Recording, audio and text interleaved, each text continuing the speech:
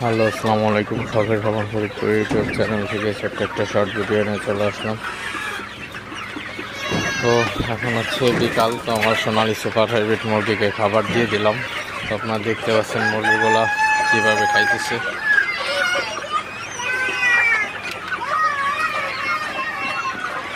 তো মুরগি আসলে খাওয়ার জন্য পাগল হয়ে গেছে। তো দিনে প্রচুর গরম ছিল, বিদায় মুরগিকে খাবার দিইনি। তো প্রচণ্ড গরমে মুরগিকে খাবার দিলে কিন্তু স্টকের একটা ঝুঁকি থেকে যায়। তো এই জন্য হচ্ছে মুরগিকে দিনের বেলায় খাবার দিইনি। এখন সন্ধ্যা প্রায় বিকাল হয়ে গেছে, তো এখন হচ্ছে মুরগিকে খাবার দিয়ে দিলাম।